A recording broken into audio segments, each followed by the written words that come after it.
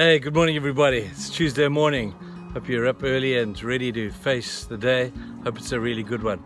We began our journey yesterday into our new series on metaphors. We said that a metaphor is simply an English term for a phrase that tries to bring a new angle and uses the ordinary terminology to bring out a new meaning or a new purpose for those particular words.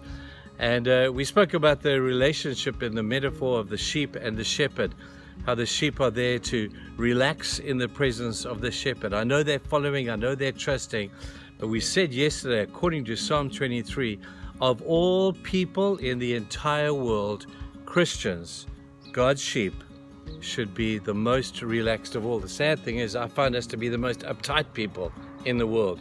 Some of us are the most worrying people in the world. And we're not happy unless we're unhappy. We're not happy unless we're worrying. And I'm thinking that's not what a true sheep who believes that God is a shepherd should be living out in their daily lives. I know the temptation is to do that.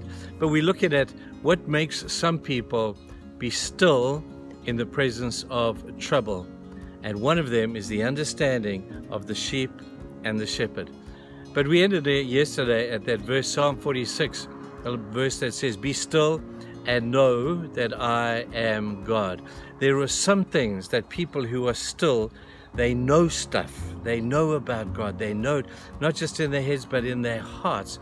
I think of Shadrach, Meshach, and Abednego. Why were they so still in the midst of the storm of the fire?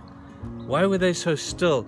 Their action was beautiful, but their reaction to what they believed in their hearts was so evident by the things that they did and the things that they said. Totally relaxed. They said to the king, "Hey, you can throw us in the fire, and our God is able to deliver us, but if he doesn't, then it doesn't really matter.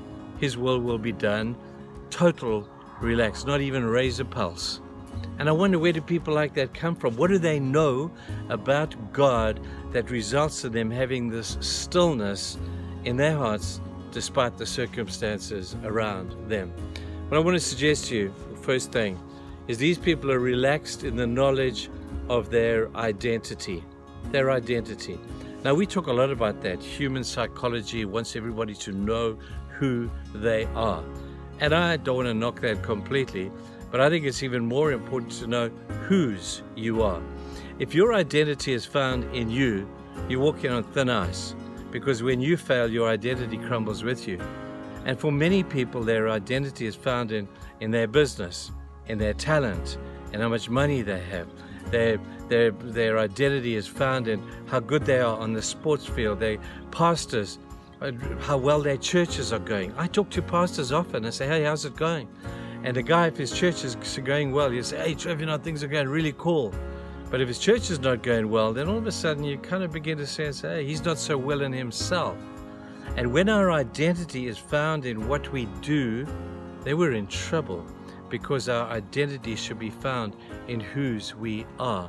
We are sheep, people, and we have a great shepherd. Now, being a sheep is not exactly a complimentary term, but it's a good one in this particular terminology that we're talking about. What the shepherd wants you to know is that you belong to him. It's his responsibility to care for you. It's his responsibility to look after you. And when you know whose you are, it doesn't matter who you are. I'm always fascinated, and I think one of the greatest examples of this would be when David stood before Goliath, and Goliath said to him, "Who do you think you are? Who do you think you are? Am I just a dog that you come and fight me with a stick and a stone? Who do you think you are?" And David did not fall into the trap of trying to argue. "Don't you know I've got a track record? I've killed a bear and I've killed a lion before, and now I feel I can fight you." He didn't even argue that.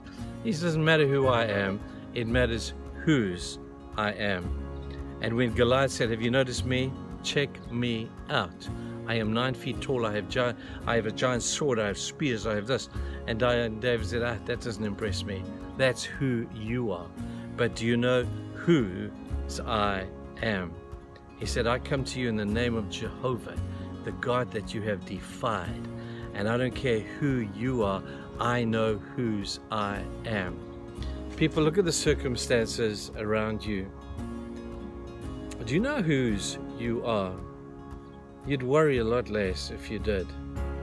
If you knew that your shepherd has promised to do everything Psalm 23 says. He's promised to walk you through the valley of the shadow, not just of death, but of despondency, of despair, of depression. God can walk you through that thing. Don't just turn to medical science and self-help books to help you walk through troubled times. Why is it that we always run to God last instead of to Him first? When He says, I'm your shepherd.